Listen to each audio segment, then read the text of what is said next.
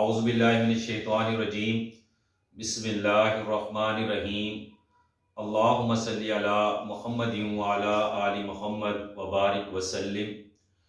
Dear students of Al Murad Science Academy, you know we start chapter number 4 hydrocarbon और आज हमारा जो topic है वो है प्रॉपर्टीज ऑफ अल्केन्स। ये आज हमने जो है वो कंप्लीट करना है। तो प्रॉपर्टीज ऑफ अल्केन्स में सबसे पहले हमारे पास जो टॉपिक आज का हमने डिस्कस करना है वो हम करेंगे कि प्रॉपर्टीज ऑफ अल्केन्स।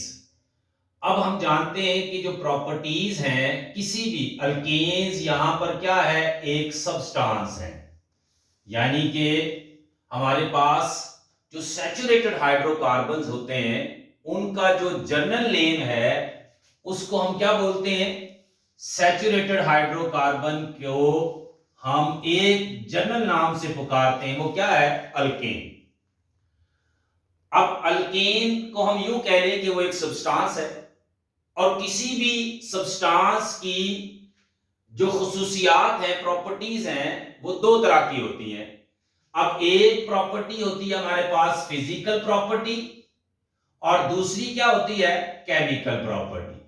तो आज हमने यही देखना है कि अल्केन्स की फिजिकल प्रॉपर्टीज क्या हैं और उनकी केमिकल प्रॉपर्टीज क्या है।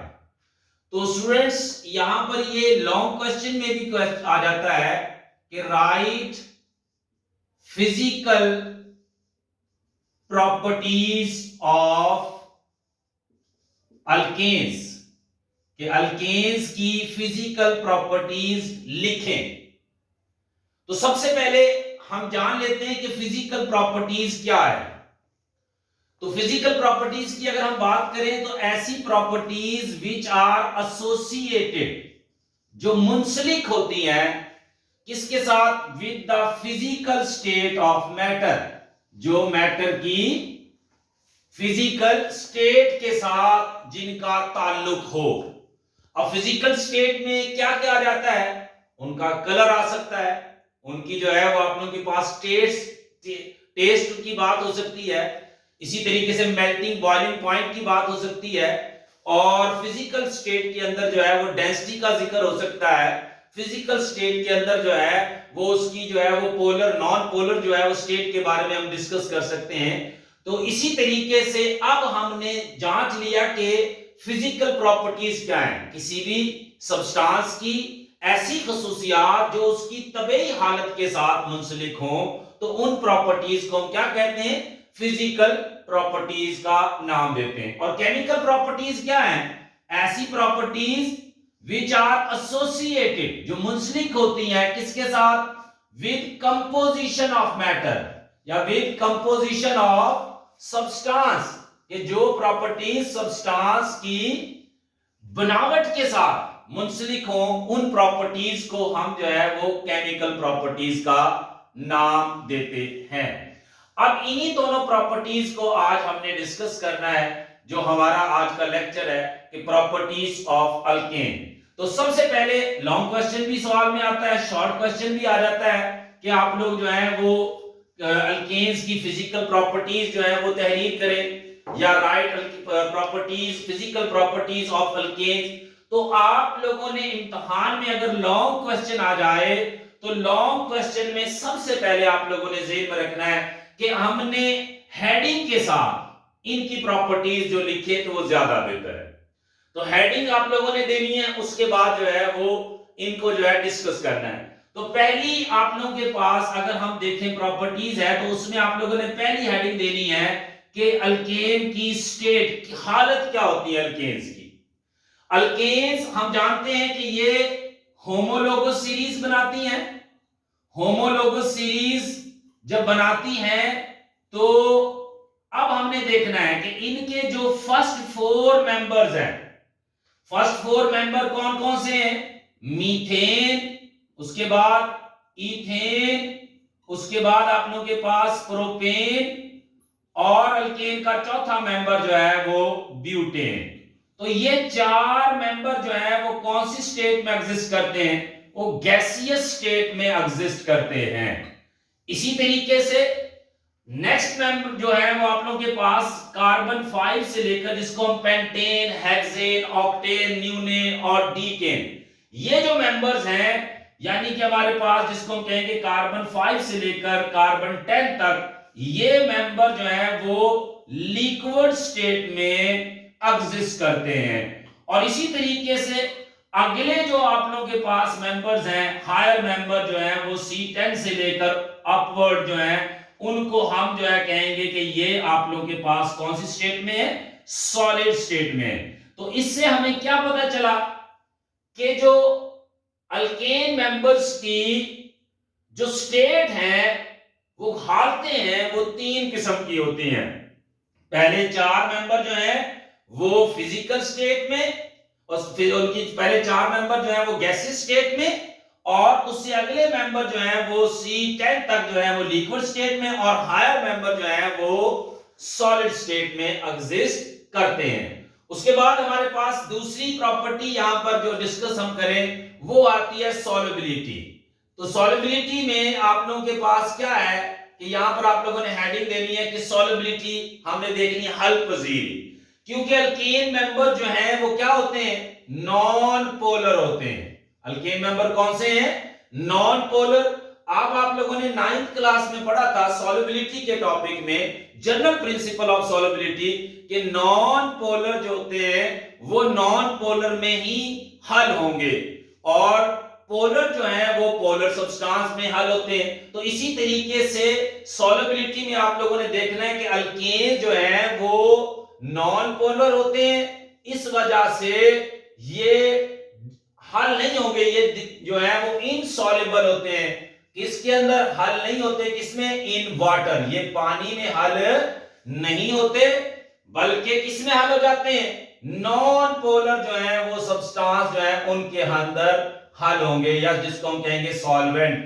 तो अल्केन्स नॉन पोलर सॉल्वेंट में डिसॉल्व हो जाएंगे, सॉल्युबल हैं, और इसी तरीके आप लोगों के पास जो है वो इनसॉल्युबल है, किसके अंदर? वाटर में। और आप लोगों के पास सॉल्युबिलिटी के पास हमारे पास जो है इनकी आ जाती है, हमारे जिसकी प्रॉपर्टी, अगली प्रॉपर्टी हम डिस्कस करें वो आप लोगों के पास है इनके melting boiling points, melting and boiling points.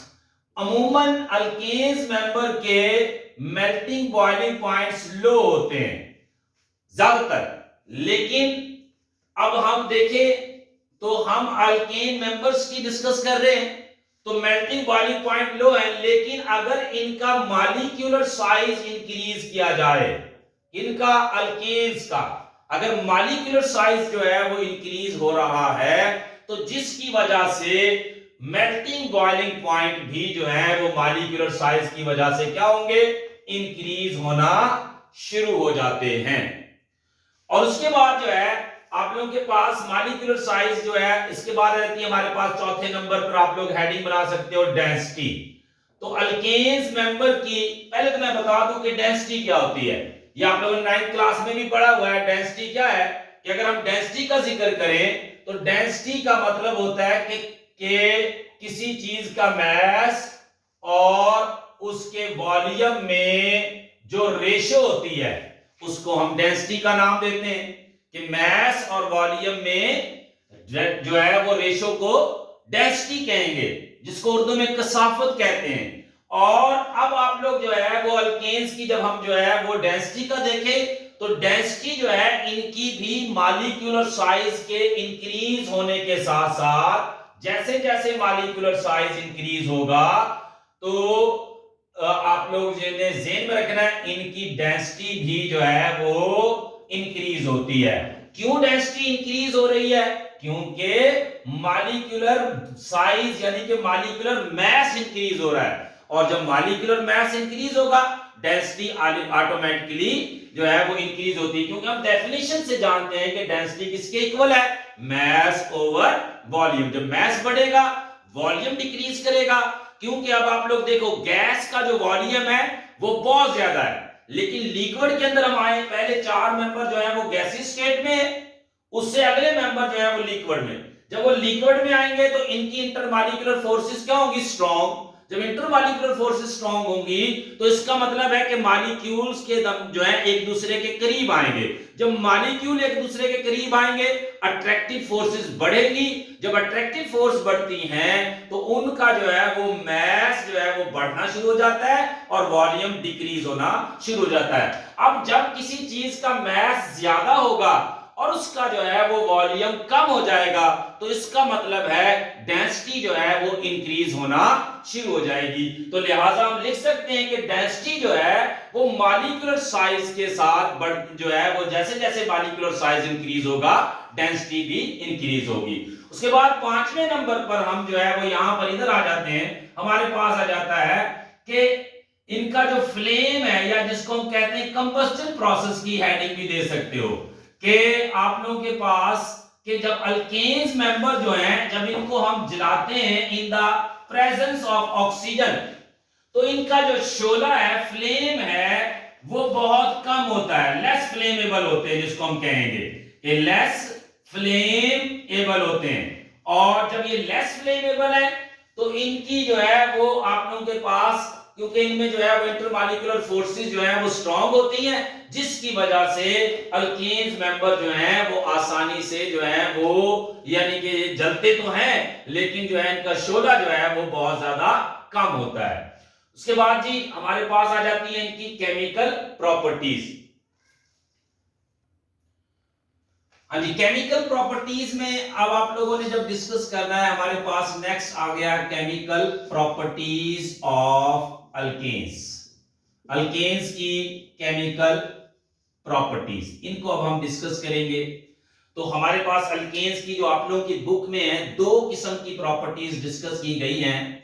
एक आप लोगों के पास है अल्केन्स के सब्स्टिट्यूशन रिएक्शन जिसको उर्दू में हम तबादले का रिएक्शन कहते हैं। उर्दू में क्या बोलते हैं?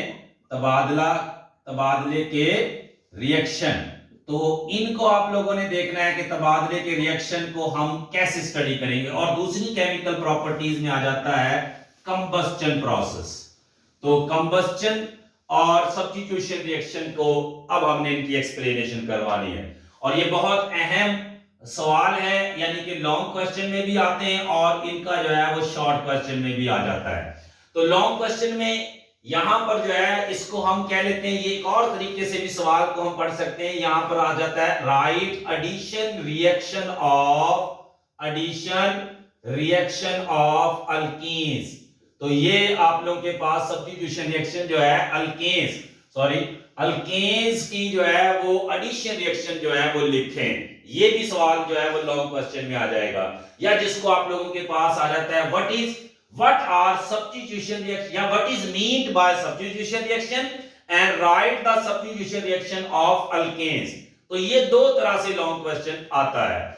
अब सबसे पहले हम जो है वो डेफिनेशन करें कि हमारे पास जो सब्स्टिट्यूशन रिएक्शन होते हैं वो क्या है। तो सब्स्टिट्यूशन रिएक्शन की अगर हम बात करें तो आप लोगों ने सबसे पहले इसकी डेफिनेशन करनी है। तो डेफिनेशन को आप लोगों ने समझना है कि हमारे पास हमने पढ़ा है कि अल्केन जो है और यहां पे मैं लिख दूं अल्केन्स। तो अल्केन्स जो होते हैं इनको अगर हम देखें तो अल्केन्स क्या है? सैचुरेटेड हाइड्रोकार्बन है। कौन से हाइड्रोकार्बन है? सैचुरेटेड हाइड्रोकार्बन होते हैं। बार बार हम यही बात कर रहे हैं। तो सैचुरेटेड हाइड्रोकार्बन कार्बन एटम जब आपस में सिंगल कोवलेंट बॉन्डिंग से लिंक्ड होते हैं तो उनको हम सैचुरेटेड हाइड्रोकार्बन कहेंगे।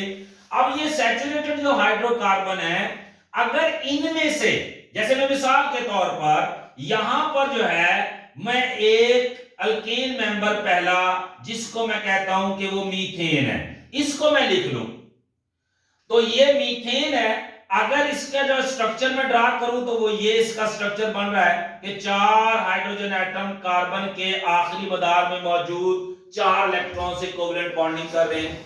अगर ये कार्बन एटम के साथ हाइड्रोजन एटम जो है वो यहां से मैं एक रिमूव करवा दूं, एक हाइड्रोजन एटम रिमूव हो जाए किसी भी सैचुरेटेड हाइड्रोकार्बन से या 2 हाइड्रोजन एटम जो है वो रिमूव हो जाएं या 3 हाइड्रोजन एटम रिमूव हो जाएं और उन हाइड्रोजन एटम्स की जगह पर कोई दूसरा मेंबर जैसा कि हेलोजन मेंबर्स वो आके इनकी जगह जो है वो ले ले, तो इस किस्म के रिएक्शंस को हम सब्स्टिट्यूशन रिएक्शन कहेंगे। जैसे मैंने आप लोगों के पास पहले हाइड्रोजन था और उस हाइड्रोजन को मैंने यहां पर हाइड्रोजन लगा दिया, ये है अल्केन, मीथेन जिसको हम कहेंगे।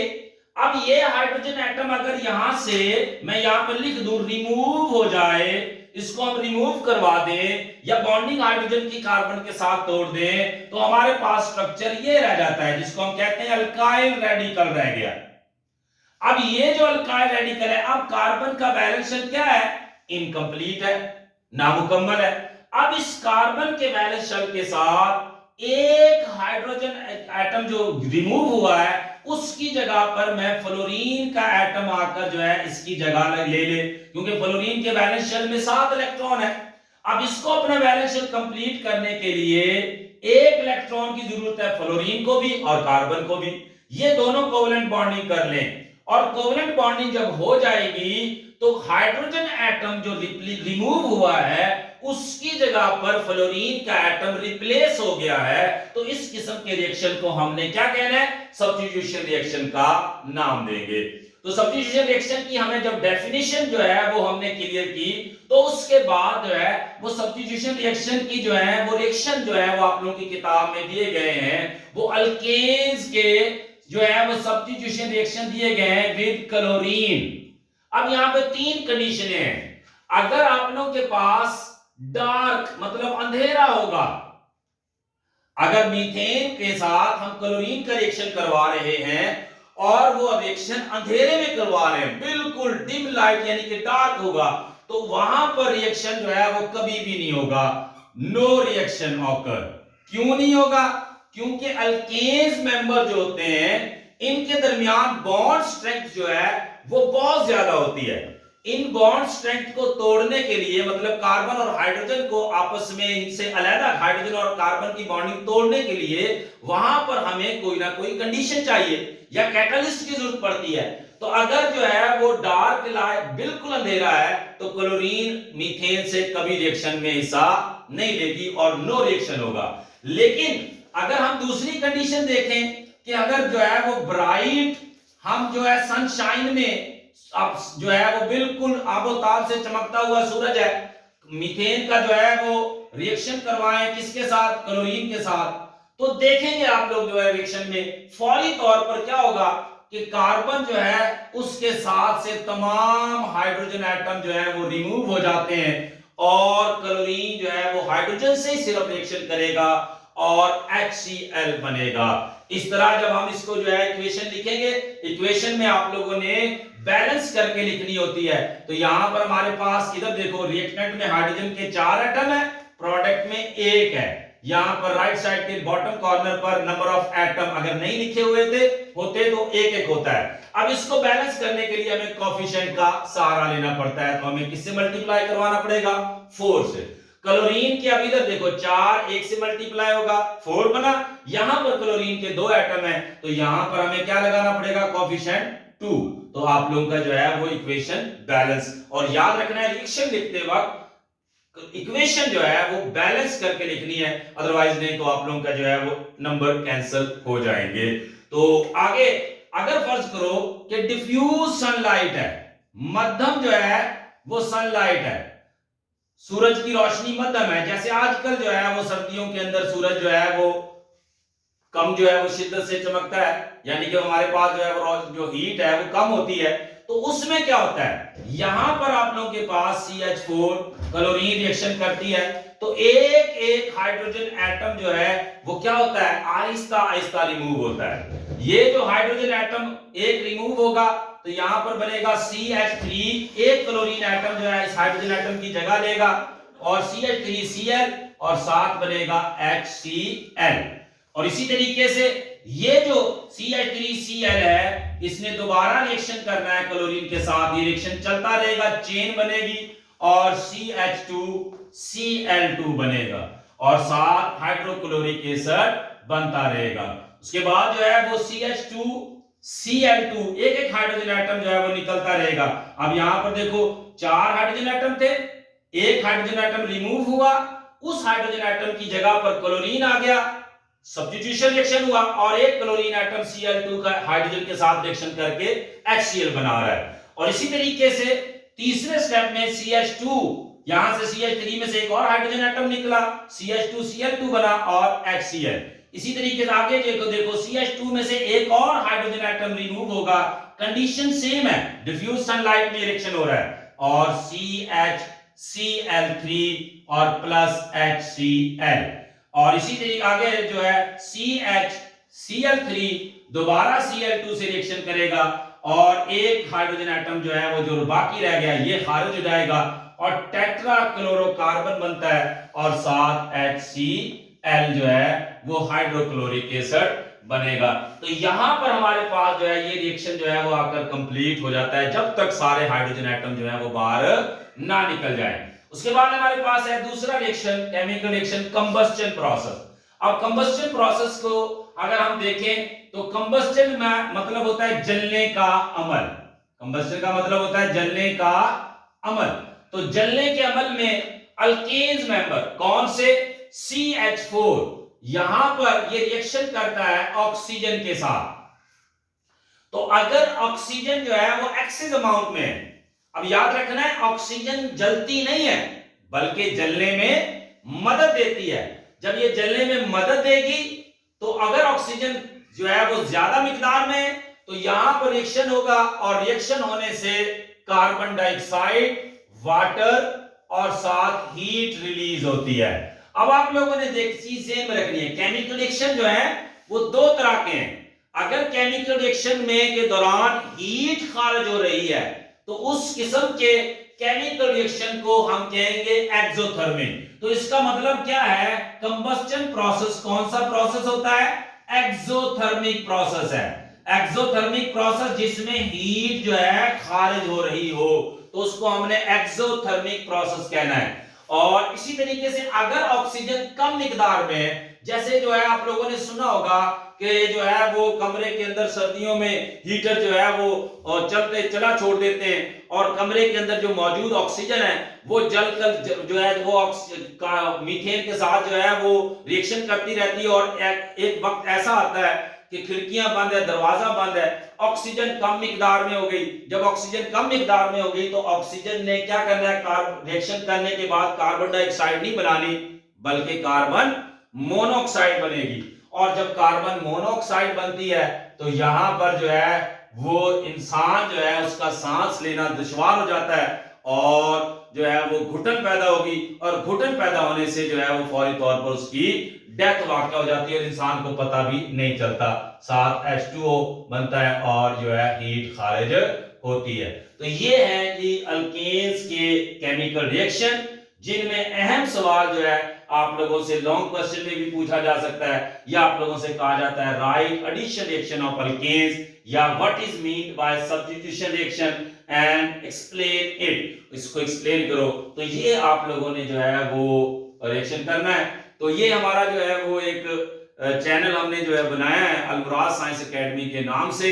तो इसमें मैं इंशाल्लाह अज़ीज जो है वो तमाम केमिस्ट्री के लेक्चर जो है वो 10वीं क्लास के अपलोड करूंगा और ताकि वो बच्चे जो अभी तक जो है वो क्लास जिनकी तैयारी नहीं हो सकी तो वो अपने जो है वो तैयारी जो है वो अपने लेक्चर को देखें। इंशाल्लाह मैं आसान लफ्जों में और कोशिश कर रहा हूं कि आप लोगों को सही तरीके से सिखा सकूं और इनको समझा सकूं। तो आप लोग जो है वो इसको गौर से देखिएगा और चैनल को सब्सक्राइब करना मत भूलिएगा और बेल आइकॉन को दबाइएगा ताकि आप लोगों को हर लेक्चर की जो है वो अपडेट फौरी तौर पर मिल सके। अस्सलाम वालेकुम।